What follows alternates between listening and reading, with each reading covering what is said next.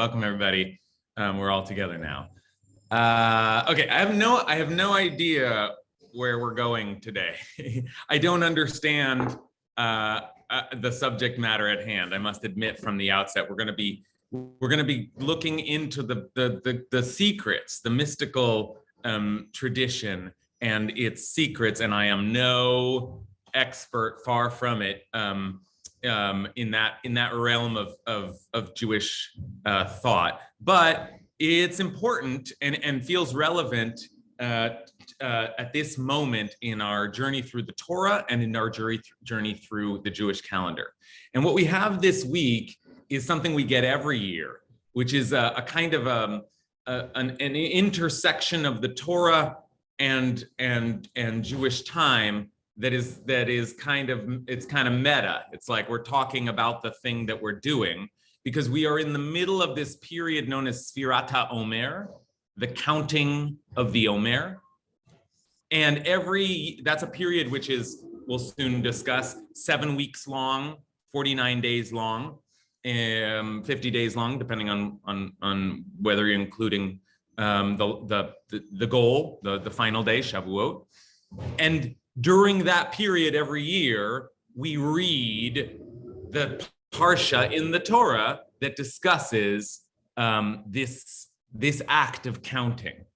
Let me just put it on screen for you now, just so we have that in our minds right away. I'll soon share it with you as well. But it feels like, oh, right, that every year I feel like, oh, this week we're talking about it. We've already been doing it, and inevitably in Parshat Emor we come upon this commandment. I should say also, why do we? Because Parshat Emor is the first place in the Torah where we get the Jewish calendar in full, or at least the biblical calendar in full. This is the first time. We've heard of holidays before, most significantly Passover. We've alluded to the other festival days. And we had a description of Yom Kippur, an elaborate description of Yom Kippur. And of course, there's always been Shabbat from the very start. And let's keep Shabbat in mind as well, because it's a 7-day cycle, which will be very relevant very quickly. But in chapter 23 of the book of Leviticus, we start listing the biblical holidays and therefore giving the Jewish calendar. Some people say the Jewish calendar was given the moment we left Egypt, because the very first thing God said as we were leaving Egypt was, this month will be the first of months for you. So it's as if the calendar is already being suggested, the cycling through time, both lunar and solar, is being suggested. You'll track months, and now actually you'll track an entire year. Maybe now we have a full sense that these months are going to rotate into a solar calendar as well.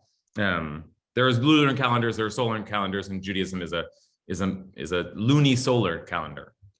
Okay, so why am I giving all of this detail and information? Because there are the holidays, and yet in the middle of two of the holidays, we're given this counting, commandment, this counting procedure, and this is what it looks like.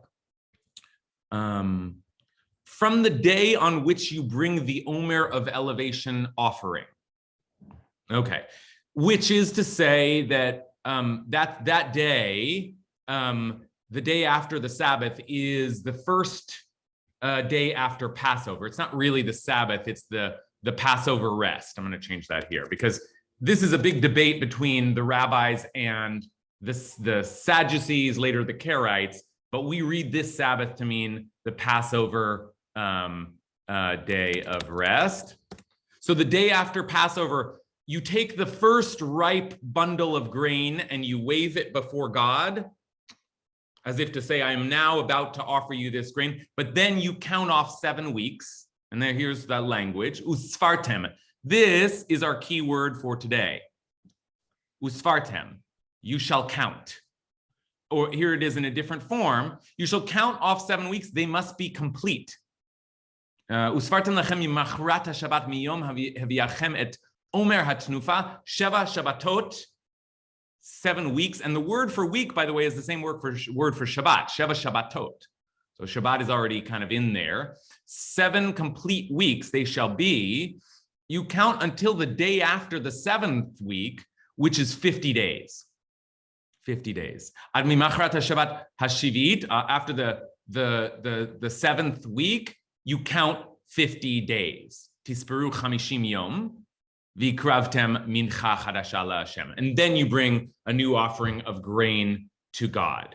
Okay, so that is, you can see it's encased in a kind of an agricultural process where you first are saying, here's the very new grain, but it's not ready to be offered, but I show it to you, God, and then you count until the grain has ripened enough to bring a grain offering. And that's what the holiday of Shavuot in the Torah seems to be. It's the day you bring the first grain offering to God, as if to celebrate the harvest festival. It's a harvest festival.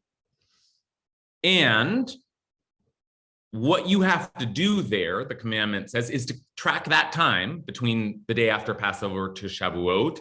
And if you'll notice, you track it in weeks and you track it in days. It says that. It says you count 7 weeks and you count 50 days, or you count 49 days. So that's the commandment. That's the mitzvah, is to count those days. Now, the mitzvah, the commandment, is clearly tied to an agricultural process and a temple offering. So what happens when the temple is destroyed and the Israelites are no longer living in the land that they would be growing this offering?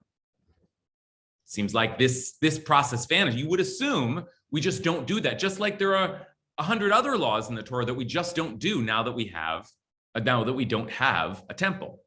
We don't make offerings altogether. But it does say to count, and we can still count. And so the mitzvah, the way that this is practiced now in our, diasporic and onward community, is just to keep counting, just to track that process from Passover to Shavuot by counting days and weeks. Today is the 26th day of the Omer, which is 3 weeks and 5 days of the Omer. Okay, that makes sense. And that's what we do every day. In fact, we do it at night, and there's like a certain ritual or process for doing it. But what the heck are we doing? What the heck are we doing at this point? Just counting for no reason? It's disconnected completely from its origins. Now we just count, and that's where I want to head in with you, because on the one hand, there's something cool about the idea that now we just have this ritual that's just about counting. And so it sort of forces us to ask the question, what is important about counting? What spiritually, intellectually, psychologically, what does counting do for us? I know that sounds like a bit of a question so abstract that it's almost silly, but on the other hand, it's forcing us to ask questions about the role of math and numbers in our lives, which is great if we stop to think about it for even a second, right? And just saying that word, you already have a sense that we're, it's all over the place. So we'll think about that a little bit, just the role of counting in our lives, but we will also think about what the tradition then, that tradition is not going to be satisfied with just leaving it there. What has the tradition done to take this counting process, which we've now decided is obligatory anyway, and turn it into something meaningful, independent of the ancient temple rites and independent of the ancient agricultural cycles? And there are various ways to do that. Maybe the most obvious way to do that is just it's the time between Passover and Shavuot. I said Shavuot is the harvest festival, but the rabbis later decided, they sort of figured out the dates, and they said, oh, that was also the day, if you map it out, that was the day we received the Torah, right? Probably academics would say that was just a slapped on overlay on top, but it works out pretty well. And one way or another, now we celebrate Shavuot as the day we receive the Torah. So this is the counting process between liberation and revelation. Whew. Okay, now that's big, the counting process. But there's that's one way of thinking about it. And that's the way that I've usually thought about it. It's prepping for receiving the Torah.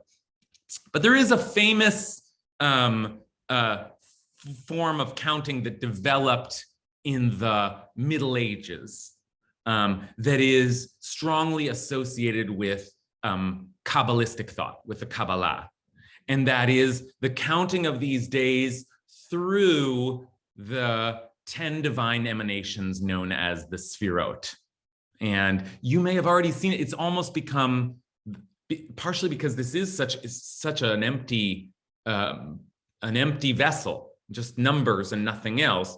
So people are looking for ways to make it meaningful. And this has become one of the most, dare I say, popular. It's hard to call a mystical, almost incomprehensible process popular, but you'll see it around, you'll hear about it, and today we're going to try and understand where it came from, how it developed, and what significance it might have for us. Because I'll just say, and then we'll say a blessing and begin. I'll just say, I have to say, the reason that I'm teaching about this year is because I have been counting the Omer, sometimes successfully, sometimes unsuccessfully, mostly unsuccessfully, because there's an idea that if you miss a day, then you can't say the blessing anymore. You can keep counting, but you can't say that, like, because they have to be 7 complete weeks. If you have to do every single day. So there's something about the counting itself that becomes a kind of manic, can I do this right? It's almost like a game, the counting, and that has significance unto itself. But this year, for the first time, I really started to appreciate the power of counting through these 10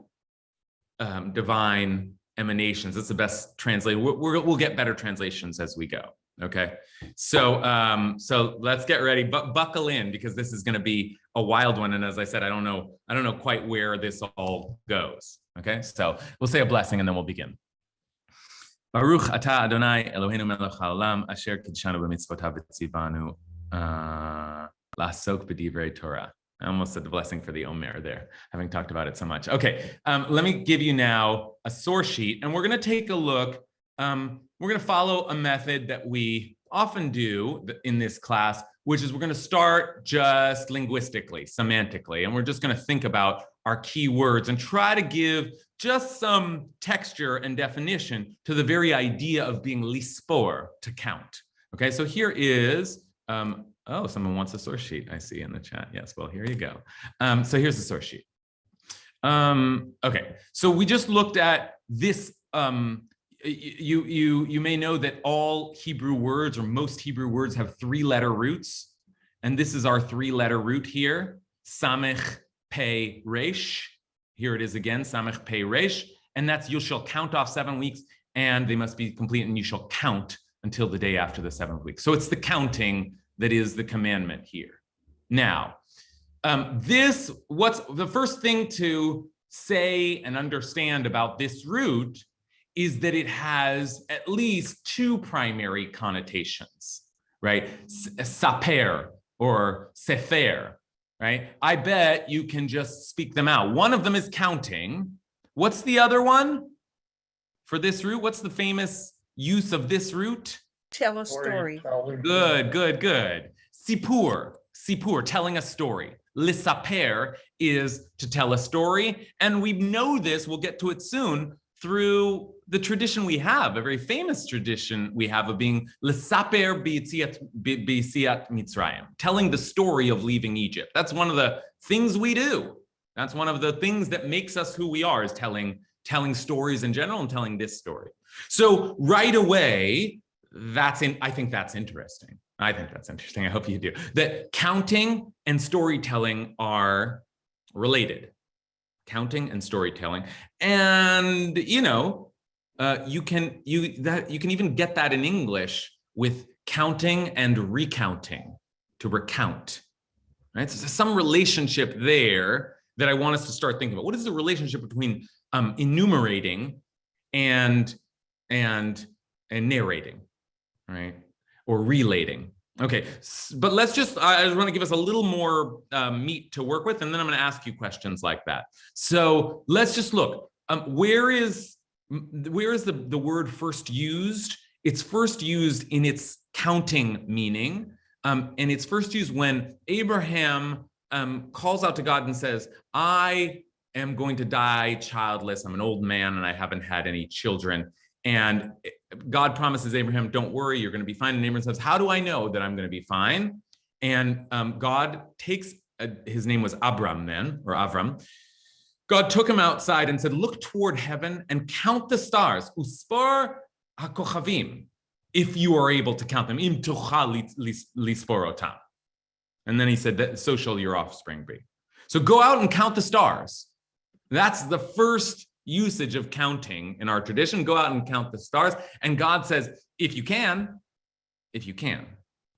Now, what's the connotation there of counting? Now, first of all, it's just like, it's counting as a way of organizing the natural world, which I think is important as we think about like the role that math and science have begun to play have now played for centuries in our lives, right? So that first counting being a counting of the known universe is interesting, but I want to just also emphasize that the counting here implicitly is impossible, that you cannot count all of the stars, or at least God seems to be saying you can't possibly count all. My stepfather, Larry, is here and he's studied a lot of astronomy. And I think he could verify that he can't count, we can't count all of the stars. I think that is probably an impossible task. Yes, Larry? Is that right? No?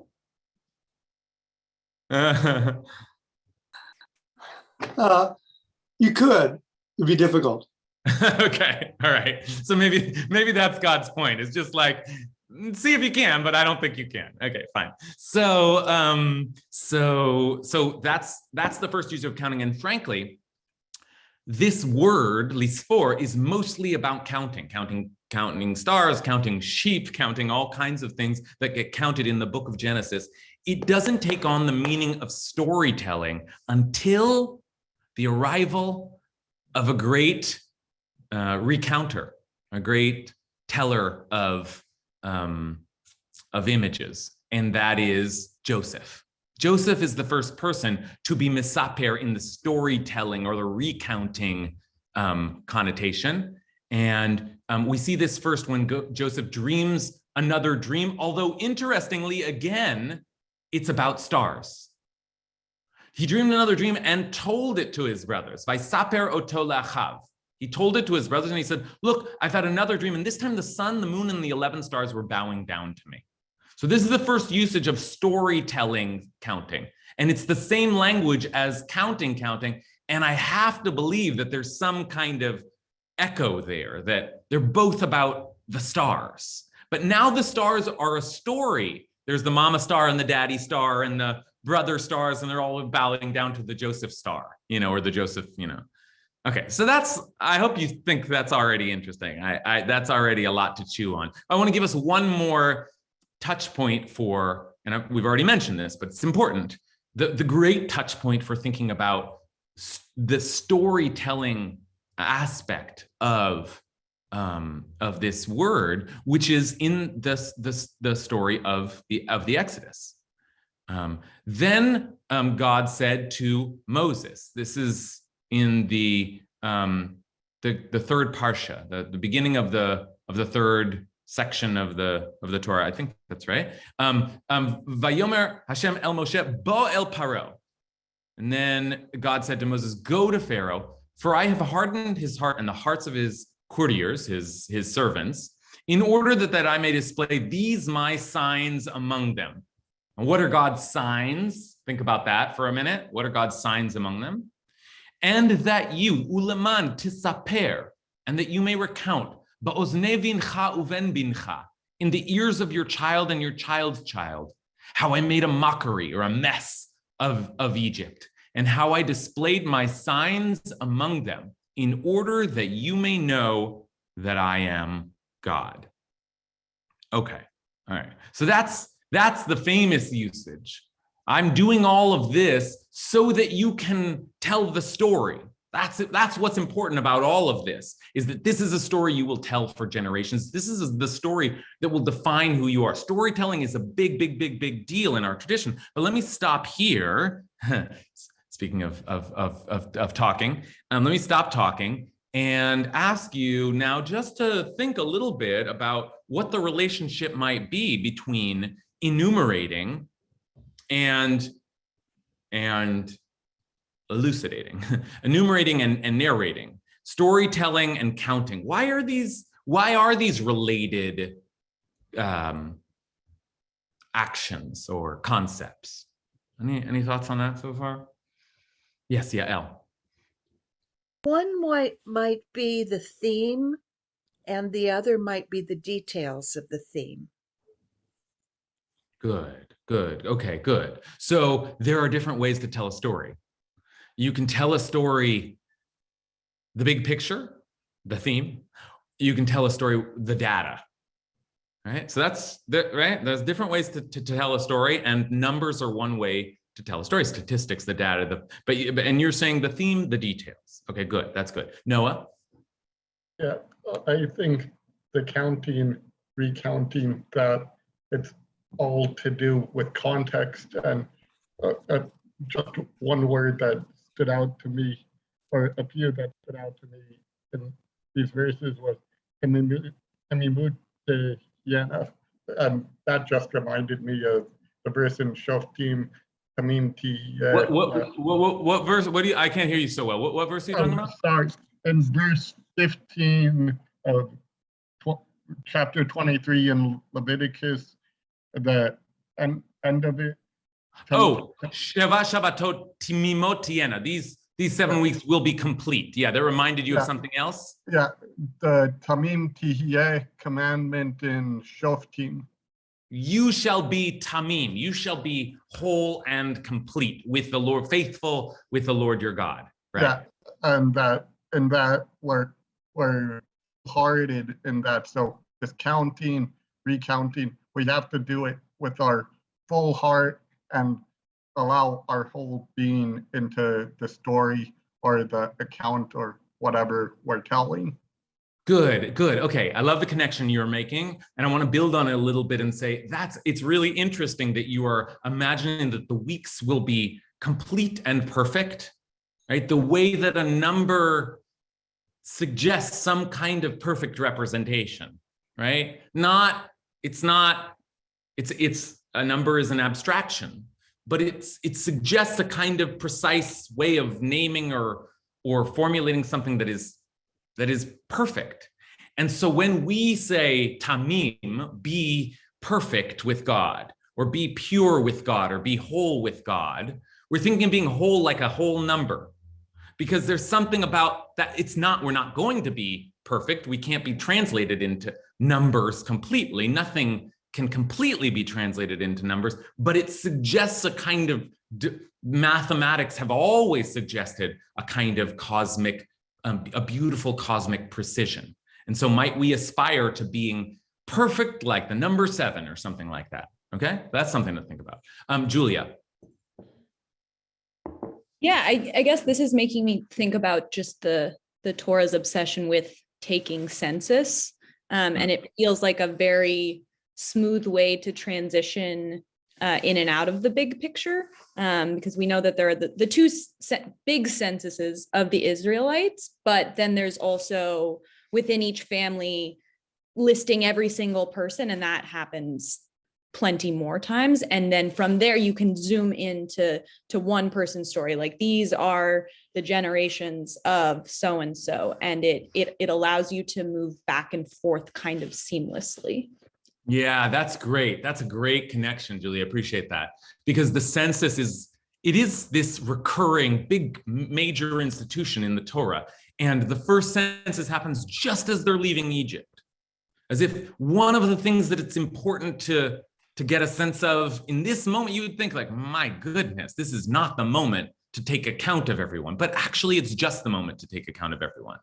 Right? When you go on a hike, you count off at the beginning, you count off and make sure you have everybody, right? So that's one important thing, is that we actually have the stats, the census, the statistics around the people, and it continues to matter. Our Constitution mandates a census because there's something important about actually just literally knowing how many people are in your society, and then more and more details underneath that. That's important, okay?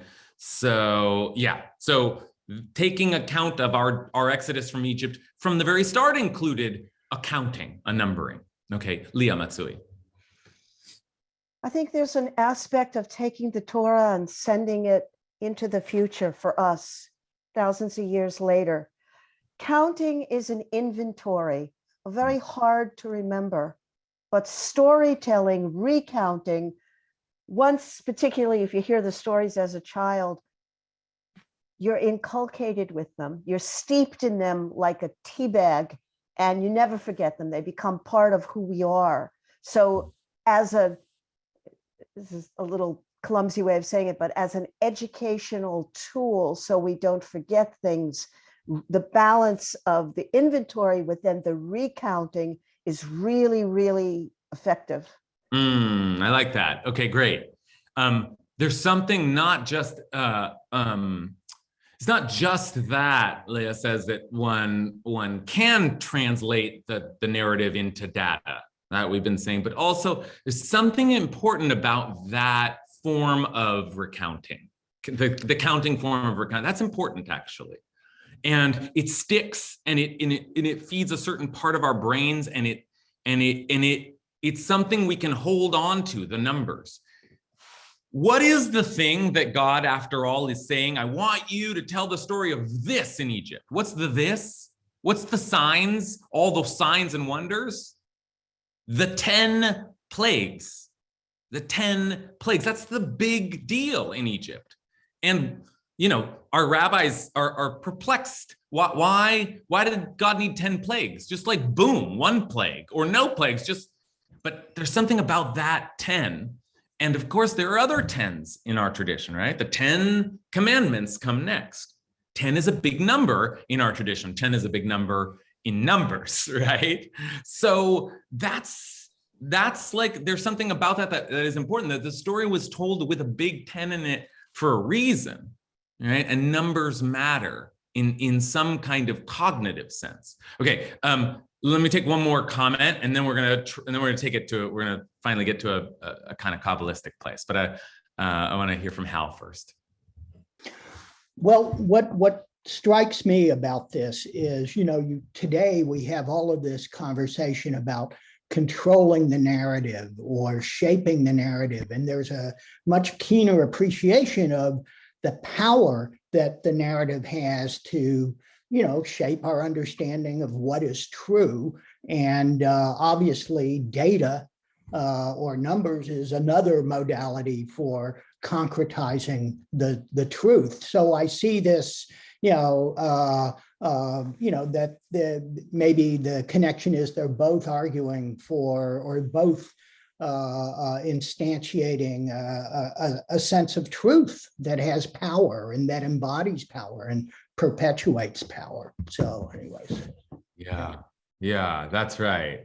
We have we're living in an age where the very notion of facts is being put into question, both philosophically in important ways, like what is it actually, how does subjectivity play into all of the reporting and storytelling and commenting and thinking that we do, but also even to the point of manipulating data, even to the point of of claiming that that certain numbers are not what they are, crowd sizes, climate temperatures, etc. You can just start listening. But what Hal is saying is that numbers, at least in theory, are supposed to represent some kind of objective truth, something that we can agree on. Okay, we both have a different spin on the facts, but how many people were there, right? How many degrees it is, right? I wonder, as Hal sort of speaks this out, whether how that notion of objective truth is established and how it begins to erode. And when we start questioning the very idea of some reasonable truth, at what point do even numbers cease to mean that much to us? Right? Yeah. So anyway, that's okay. That is great. That's a great kind of kind of a running start here. We're often and running, and I want now to take us to this this Kabbalistic place by immediately introducing one of the great Kabbalistic concepts, which is the concept of the Sphirot. I mentioned them at the outset. So what are the Sphirot? Well, okay, and what is Kabbalah, first of all? Kabbalah just means the received tradition, meaning it's been passed on. This is the received tradition, and it's thought of as Jewish mysticism because it's not the explicit revealed tradition, but it's been received from generation to generation, and some people are holding this tradition. Kabbalah and the Kabbalistic period in Judaism, we really talk about as exploding in the 16th century, in the 1500s, especially under the leadership of Rabbi Yitzchak Luria, the Ari Zal, the holy Ari, who remarkably, he actually came up from Egypt. He was Egyptian, came up from Egypt, and then spent a few years teaching in the land of Israel in Sfat.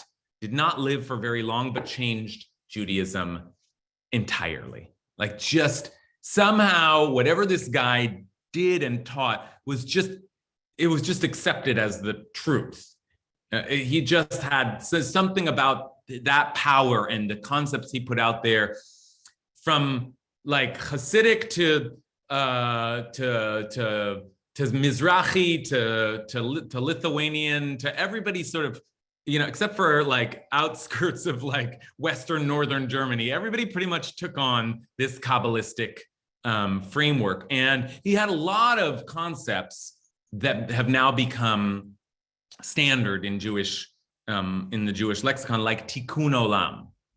He had a very specific idea of what tikkun olam meant, fixing the world, fixing the cosmos, really, in his. But the one of the things he did not come up with this one. One of the things that he traded in a lot was this idea of the Sphirot.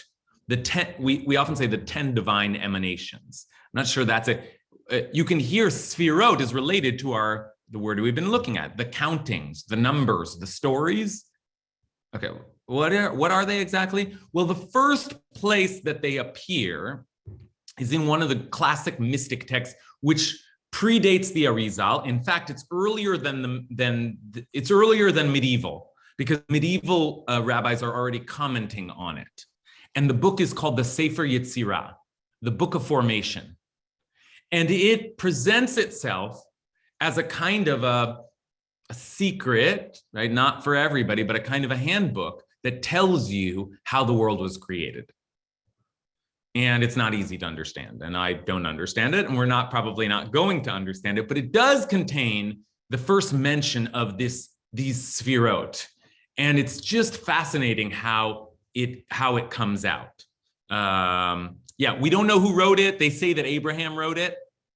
We don't know exactly where it first appeared, but by the Middle Ages, people are talking about the Sefer Yetzirah. So let's take a look here. This is the very first teaching in the Sefer Yetzirah, and this is not yet the Sphirot, but same language, you'll see. Very hard to understand, but we'll do our best to at least get the basics. So here's where counting starts to become a mystical practice. With 32 wondrous paths of wisdom, did Yah, the Lord of hosts, the God of Israel, the living God, King of the universe, El Shaddai, merciful and compassionate, exalted and elevated, who dwells eternal, sublime and holy is God's name. That was just all one name. With 32 wondrous paths of wisdom, did that God carve out and create the universe. That's quite an opening. In fact, you might have expected the Torah to open that way, right? But the Torah is in some ways, much more prosaic. But this is like the mystical, wondrous path with which God created the universe. And now I'm going to give you the punchline. But before I do, by the way, anybody have a sense of why 32? Why 32? With 32 wondrous paths? Oh, Noah, do you know? Yeah, the 32, I believe we can look to, I think it was last week's portion that the 30 is somewhere, the Vayavta L'Recha Kamocha, it's like that 32nd verse of the chapter. In this case, that's a cool connection. In this case, I think the 32 is there are 22 letters of the Hebrew alphabet. 22 letters of the Hebrew alphabet, and 10 numbers. Not really 10 numbers, but in a decimal system, 10 kind of primary numbers. Okay. Okay. So I'm just hearing clicking. Who's not muted? Just hear them clicking. All right, check your mutes. All right, so with 32 wondrous paths, did God create the universe?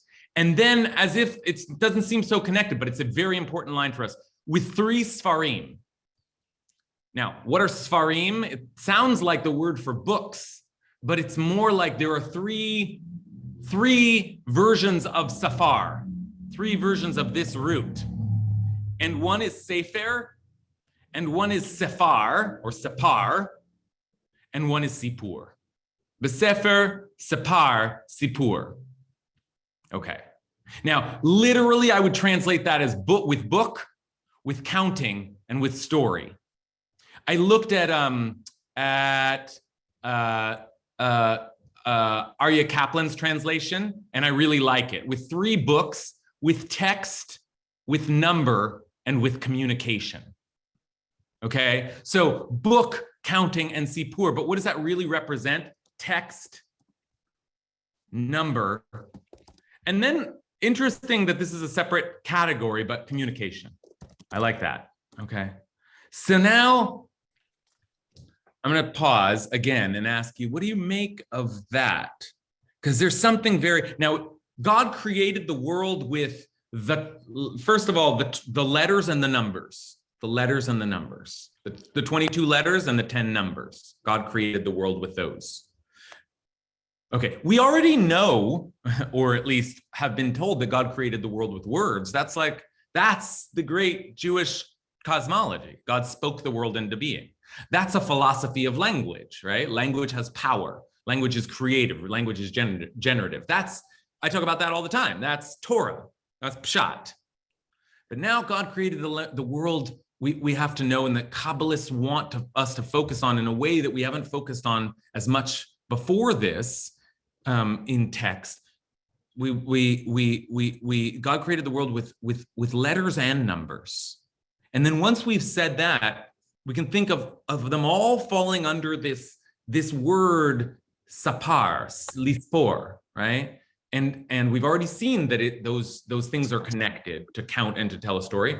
And the versions of it that this Kabbalistic text gives us are text, number, and storytelling, communication. So we've already begun this, but now with a little bit more mystic kind of overlay. What do you think?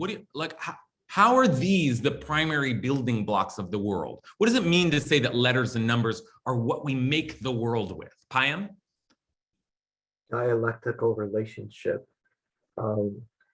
The words are subjective truth and the numbers are objective truth, and together they form communication. That's how we communicate with both subjective and objective truths. So you need both in the creation of the universe. You can't just have a subjective world and you can't just have an objective world. You need a combination to have the world as it is. Ooh, I love that. Payam said it perfectly. I'm not going to repeat any of that. But that's a great way to think about the need for these 2 pillars, the numeric and the linguistic. And I love that. The subjective and the objective descriptions of the same thing. Love that. Alexandra. There is some writers talk about story math when they're building the structure of their stories, and you can't tell a story without structure. The way and there is, even if the structure is just a setup, build, payoff, that's a sort of an equation, a sort of mathematical way of looking at it. And you can't, without some sort of rudimentary structure, you don't have a story. You have a situation or something that doesn't have the full impact of a story, which the power of the stories are power to make meaning and to tell stories, I think are what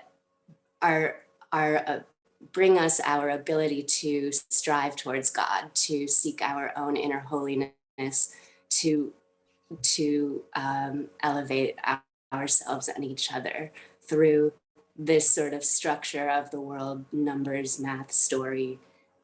I don't know if I'm making any sense. Yeah, making a lot of sense. So that's a really interesting thing you're saying, because so far we've been talking about the way that numbers are another version of storytelling.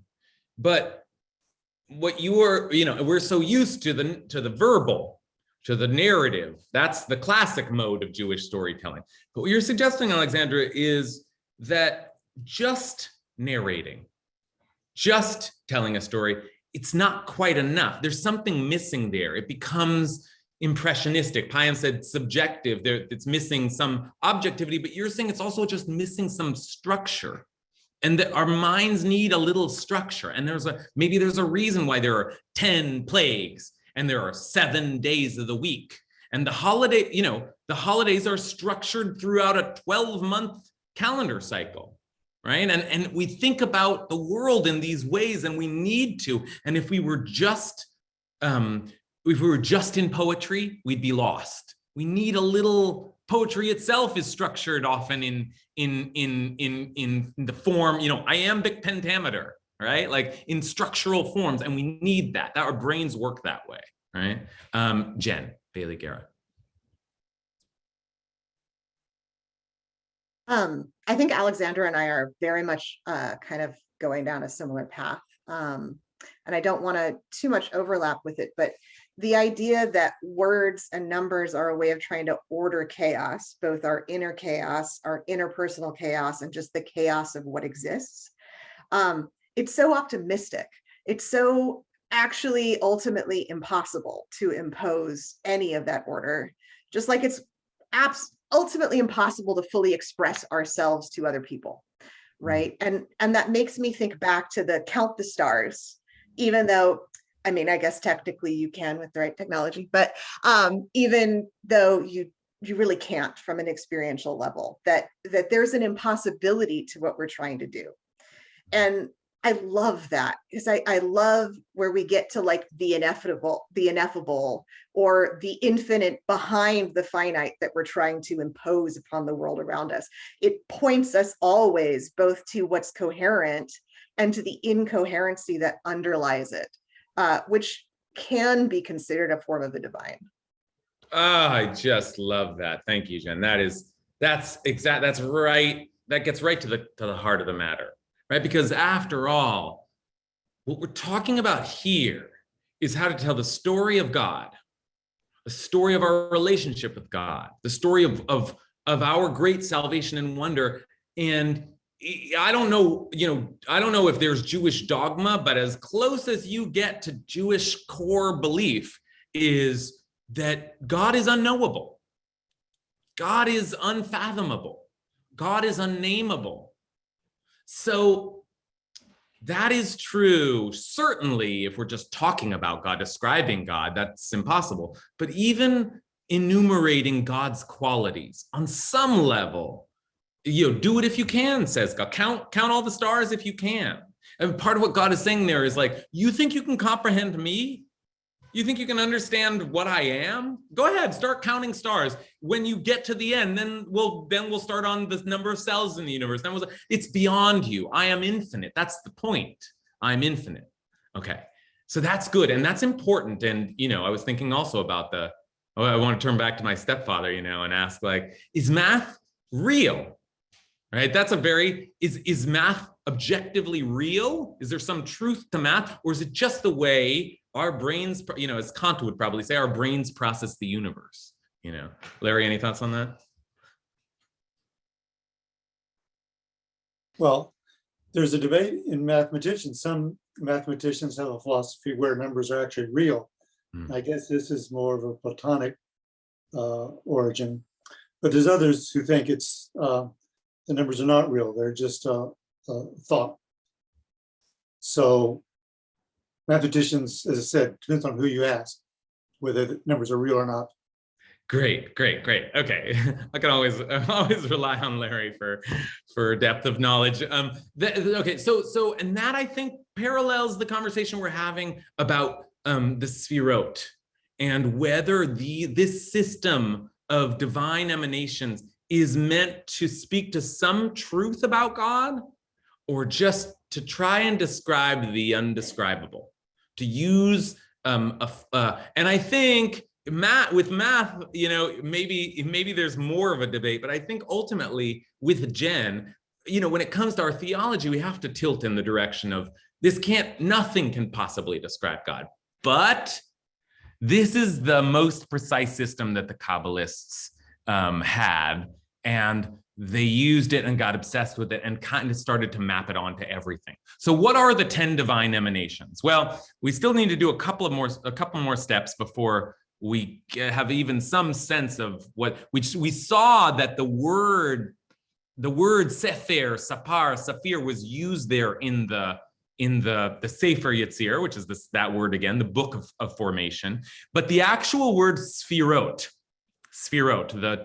the emanations, or I don't even know what you would call them, the enumerations, they get used to mean the 10 qualities of God. They are first spoken of in the last, this is almost like poetry, right? This is the first teaching in the first chapter of the Sefer Yetzirah. You see, we just studied this, and it really is like poetry. It's like pure mysticism here. It's like very, very difficult to understand. But this is the first mention of the Sphirot.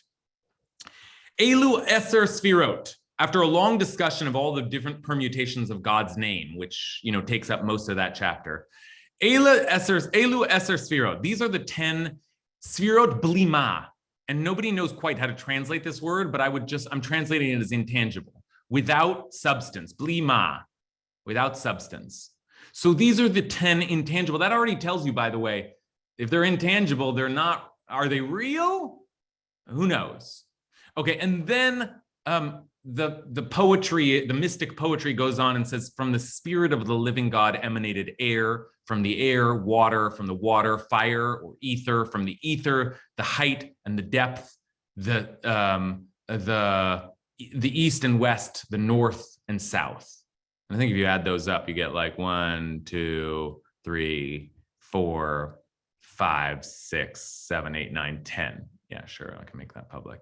Anyway, I don't understand this. Okay, so I'm not going to pretend to. But what I will say for our purposes right now is that this is the first mention of 10 intangible properties which come to be thought of as the 10 qualities through which God manifests in the world. That is the easiest way to say what are the Sphirot. They are the 10 qualities through which God manifests in the world, precisely because God doesn't actually, we don't know what God is. God doesn't appear in the world. We don't have any sense of what God is, but we do have a sense that when we see beauty in the world, that feels like God, right? Some aspect of God. And we have a sense that when we see love in the world, we feel some kind of divinity in that. When we see majesty, power, might, grandeur, there's something godly about that. Okay, I'm just using a kind of a layman's way of describing what it might mean to see God in certain qualities in the world, and the particular qualities that the Kabbalists eventually name, and there are various versions of them in different systems. But here's one version of them. This is perhaps familiar to some of you. This is the Spherotic Tree, they sometimes call it, and it's because it is meant to not just list the Sphirot, but also to tell you the order, because there's some kind of order, as if God is somewhere up here unknowable, and God comes down and is kind of filtered into the world through, I don't even know how this works, okay? Like even these little numbers in the middle are alluding to some way of playing with the system that I don't fully understand. But here are the qualities. The top quality is kind of mysterious. It's just called the crown. That I don't know. Maybe that's the closest to what God is, so it crowns the system, but it's a little hard to understand. The next qualities are wisdom and understanding. Wisdom and understanding. Chokhmah and binah. The next qualities are love or kindness, chesed, gvura, strength, and beauty, tiferet. So we see God in all of these things. The next qualities are netzach, victory. I would translate that as endurance, perseverance, permanence, lastingness. And then hod, which I have loved this translation here, empathy. And then finally, foundation or stability. And then the 10th is, it's funny, we started with a crown and we end with malchut, which means sovereignty or royalty. Now, there's a lot to say there, but I'll just say one thing, which is that the idea is that we experience God as kind of like, we talk about God as like the king of all the world, but that's the lowest metaphor we have for God. The ruler of all, that's like that's the bottom of truthfully, God is all of these other things. And truthfully, God is beyond all these things. But these are the various qualities that we use to talk about God. Okay, now, with that in mind, and I say I'm even running out of time, and this is a lot that we're trying to understand the mystical secrets of the universe, but let's at least get to how this turns into a counting of the Omer chart. So what they do, and here I want to turn one last text here. I want to turn to an incredible medieval text by Joseph Gicatilia, a Spanish Kabbalist. And Gicatilia, I think means like Chikatilia, like little kid or something like Gicatilia. It's some kind of cool, but Joseph Gicatilia, who writes a book called Sharei Ora, The Gates of Light. And it's the first real attempt to explain all of these sphirot. And he says the following. He says, and so here in the 8th gate, and so after having given you all of these deep hints, we return to the intention of this gate. Instead of chapters, they're gates, right? That's the kind of book this is. So I've given you so many deep hints, and now I want to return to give you what I wanted to talk about from the start. And he says, know this, any place in the Torah where you find a counting of sevens, such as, and these are our verses, they shall be 7 complete weeks, you shall count 50 days, or you shall count 7 weeks of years. That comes later, that's the Jubilee year. All of this is the 7 sphirot from Binah to Yesod. Okay, what does he mean by that? He means Binah, this is Binah, 1, 2, 3, 4, 5, 6, 7. These 7 here, all of this is the 7 sphirot from Binah to Yesod, and we begin from Spherat Yesod until we ascend to Spherat Binah. Okay, again, not going to be able to explain what that means, but it means on some level that we're starting here and we're going upwards to here, right? Trying to get closer to God, I guess. That's his system, okay? Now, that's his system, but the actual system that we use, you might have noticed he didn't start at the bottom, but the system we use starts at the bottom and doesn't go all the way up to Binah. It uses the 7 lowest of the sphirot, and this is what it looks like. And this is what it means to count the sphirot through the prism of these 10 divine emanations. Okay, here I just wrote this out, but this is what it looks like. Okay, it's a little complicated, but every week is assigned a particular one of the emanations. So love is the first week. It's the second line in each of these rows that is the week. And then power is the second week. Beauty is the third week. Perseverance is the 4th week. This is the one that we're in. We're right here. We're on this day. Now, every week has a quality associated with it, and every day has a quality associated with it. So let's call them Sundays. Actually, they are this year. All Sundays are love days. All Mondays are power days, right? Today's a Thursday, it's an empathy day. So what happens is as you move through the counting of the Omer, every day has 2 qualities. And the way that we speak about them is that today is Hod Shebanetzach, meaning empathy within endurance. So today is the day when we meditate on what it means to have empathy in an enduring way. Okay, that becomes the spiritual system for counting through the weeks. Okay, let me just stop there because I don't want to just end on like details. Let me just stop there and ask you, we've done a lot of work to get here, and who knows where we really are, right? It's like I'm talking about one of the most esoteric concepts in Judaism, the 10 Sefirot. But what does it mean, just some final thoughts here, to take the system of counting, which once was agricultural, right? Which was based on this word of storytelling, and which has come to be the counting between Passover and Revelation. What does it mean to take them and now start mapping onto them all of these 10 divine qualities, right? And moving through the counting system by enumerating divine principles, okay? So that is a question which is almost impossible to answer, but there we are. So let's at least reflect a little bit on what it might mean to work through this, why people might think this is a good way to count through the Omer, because the truth is, what the Kabbalists did was to map these 10 qualities onto everything. Every part of your body is associated with one of those qualities. Every name of God is. So part of what we're asking is, what does it mean to take 10 qualities of God and just to try to see them everywhere? So let's a couple last thoughts. Matt Silverstein? I can't hear you. Can't hear you. Yes, okay. I'm putting back on my heathen hat. I haven't worn it in a while. Welcome back, Matt. Thank you.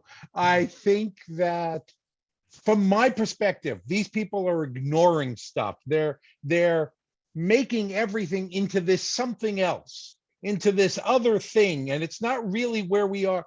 And they talk about how they're dealing with the world as it is, but in fact, they're making everything into, they're not being here and they're not seeing this world. They are making everything into, so we have to connect everything, and it's this thing and it's the other, and it's nonsense.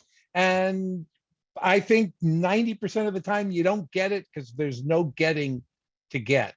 There's Great. no there. I so appreciate that, because Matt there's a reason why mysticism remains a subset of religious thought in most religious tradition, because not everybody's willing to go in that direction, to sign on to some idea that the deepest truths are these sort of irrational, unknowable codes of the universe, right? That's not, there are debates within Judaism as to how much we ought to accept. I said that since the 1500s, most Jewish communities kind of embraced whole cloth, the teachings of the Arizal, but some resisted and some continue to resist. And now in modernity, when we've become re-rationalized, again, we have a suspicion, and Matt is articulating it well, of these systems that try to like tell us about the divine codes in everything, and in a sense, reduce everything to just like the mystical equation. You know, all of the mitzvot have their reasons. They're grounded in practical, real human concerns. You know, they all have different purposes. And now you're taking everything and just making it about like the codes of God. So Matt is articulating very, very well a kind of a debate that always exists in religious traditions between mystics and, you know, it's funny because the other side, you don't think of religious people as rational. There's something mystical about religion altogether. But imagine Maimonides on one side and the Arizal on the other side, and the religion makes sense on some level. On the other hand, no, the religion can't make sense. It's beyond all sense or reason, right? So there's a tension there, and Matt's seizing onto that tension, and it's very important for us to keep that in mind. So one way I said I didn't count this, the Omer with these qualities for many, many years. I become kind of intrigued with them this year, but it is perfectly legitimate. And in fact, the mitzvah itself is to disregard this system, and many do, because of some of the kind of like, what is this gobbledygook sense that Matt has just articulated well for us. Ariella, last comment. Well, I think that when we start at Passover and the telling of the story, and we end at Shavuot, which is Revelation, and as we go through the different Sphirot, that we're actually moving from the story to Revelation. Great. Thank you, Ariella, for taking the other side and embracing this, like the power of such a system to tap us into some kind of like a spiritual ladder, a kind of a way of creating indeed a kind of a spiritual formula or equation that will allow us, if we practice it, to ascend. And so these divine qualities, these sorts of abstract meditations, can be read into our mitzvah, but also read into the story itself. Because after all, as Ariella says, it's still about the liberation, the revelation, the journey towards the land, the offering of these first fruits, the sense of gratitude we have. God, all of those things are still present, but now there's a kind of a code for accounting them. And I'll end in that spirit that Ariella is articulating with this last passage in Shari Ora, in Yosef Jikatilia's book. And this is exactly the kind of thinking that becomes classic of Kabbalistic literature, which is to see Matt's contention is that it all becomes kind of blurred into like, the garble of swirling concepts that don't actually have any meaning independently of one another. But if you're excited by this sort of analysis, it's because everything starts to become connected, right? The Arizal once said, he never wrote anything down. And they asked him, why don't you write any books? Only his students wrote books. He said, because once I start talking, I will never stop, because everything is connected to everything else. So with that in mind, I'll just end with this passage from Jikatilia. And he says, that's why, you count up in these weeks. That's why there are 50 days of counting the Omer until the giving of the Torah, just as Ariella was saying. And why the 50th year is the Jubilee year. And why the world was created with 50 Sharei Binah, 50 gates of understanding, and why the children of Israel went up chamushim, which literally means armed, but he's seeing there as a hint to the 50. They went up in 50s, and why the redemption from Egypt is mentioned 50 times in the Torah. And he counted it up.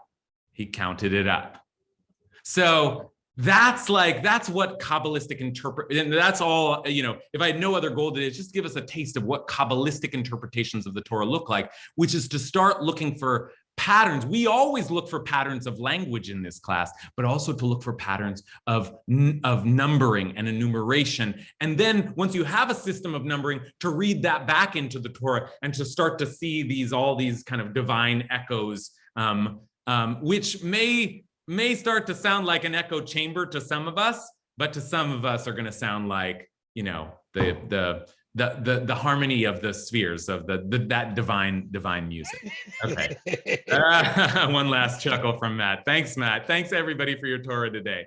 I'll see you next week, and happy counting.